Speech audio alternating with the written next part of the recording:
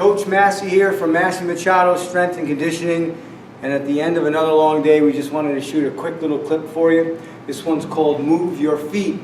A couple of months back I wrote an article called Dynamic Capacity, the Sum of All Parts, and it basically summed up how when you put all your training together, speed, strength, power, agility, etc., how it lends to your overall anatomical command of resistance through space in game speed and life performance. So today we wanted to just go through a couple of movements that are simple that can help you to move your feet while dealing with resistance. Simply put, like back in the day, if you were doing bicep curls, if you weren't doing a lot of weight, utilizing a lot of resistance, well, why not just move your feet? Why not walk around with them? It helps you to have spatial control. It helps to develop positive proprioception. But today we're going to look at how to develop movement, our biomechanics, and really learn to move our feet in a way that helps to lend to developing overall dynamic capacity. So assisting me today, I have Chris Sika here. He's a baseball player. He's going to come in and we're going to start with something really simple. He's going to grab a dumbbell and he's going to perform what's called a lateral step overhead press.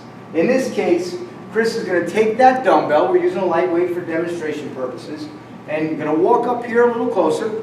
And what we're going to do is, he's going to assume a position and he's going to concentrate on moving laterally without turning his toes out, without letting his hip wander, and also pressing directly overhead with that dumbbell to ensure that his AC joint is stabilized. So it looks something like this.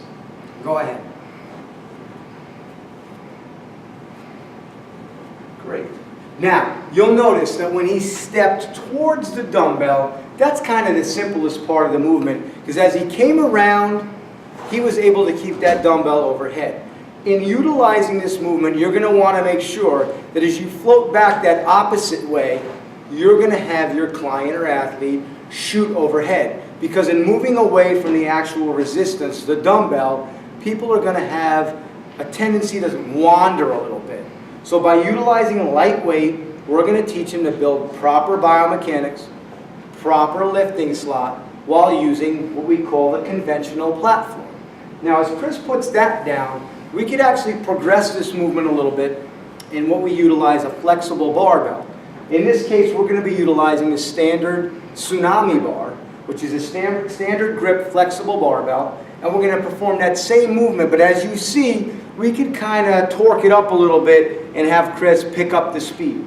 So Chris is going to grab that bar, he's going to walk on forward, and he's going to find his markings there. Now he's a baseball player, so we're not going to want to go deep spread on his arms. We're going to want to keep a comfortable position. He's going to basically sort of clean it up, and he's going to go overhead with it.